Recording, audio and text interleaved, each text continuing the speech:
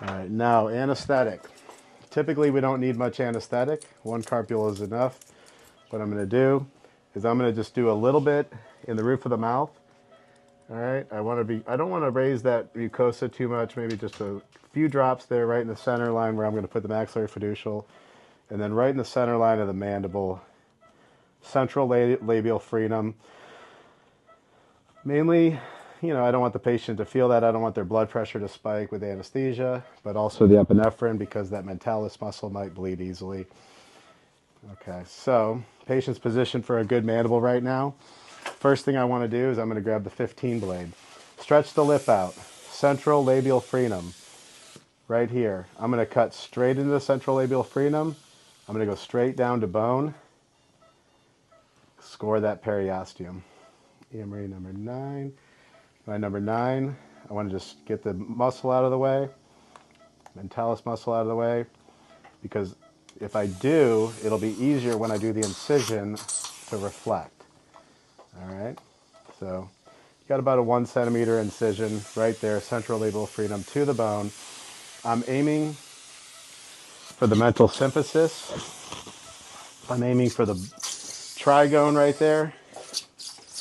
I want to be, my bone reduction is typically the top of the pyramid, so it's usually about 15, 16 millimeters down. In this case, with the super erupted incisors, it's probably about 24 millimeters down. But I want to get below that, I want to feel the bone well below my alveoloplasty line. I'm going to come in at about 90 degrees, and I'm just going to look for the correct pedal for my handpiece. All right, so I've got my handpiece and a drill, and I get below the top of the mental trigone, or at least where I think it is, and I'm going to score it. And then I'm going to turn it upwards, so it's only about maybe no more than 30 degrees from the occlusal plane, so it won't hold the lip down in any way. Drive in there about 6 or 8 millimeters. So now I want to grab my AIM fiducial marker. This is the MUA that's indexed for timing. Drop that in my handle. All right, and I'm going to go find that hole that I started, and I'm just going to drive in finger tight right now. It's feeling 45. Now I'm getting to 60, 80, probably 100 newtons of torque right there.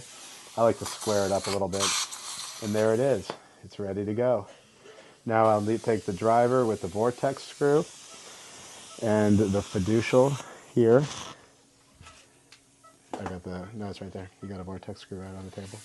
There you go. All right. So take our vortex screw. Gonna put this in here. Now this is the scan body that can be placed, scanned, removed for surgery, and then scanned again. So here I've got it in place. All right, let me screw it down. Just finger tight.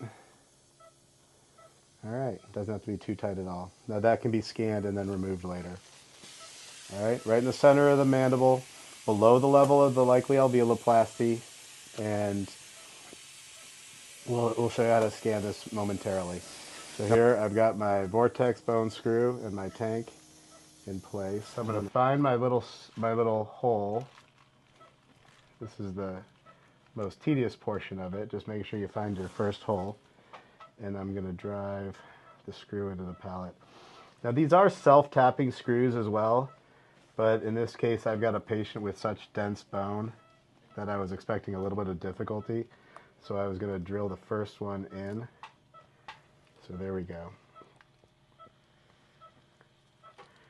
And as you see, as you start to grip, it'll turn that fiducial. So I keep a finger on the back. Let's see if the other one will self-tap.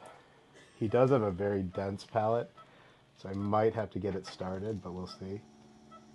No, we got a good self-tap. Okay, it drives in without a screw hole. And oftentimes the first one will too, but with trying to hold the marker, it's just easier to get it started. All right, so now look at how firm that fiducial is. Not going to move. 2-point fixation, center of the palate. Got good geometry. And now we're about ready to scan.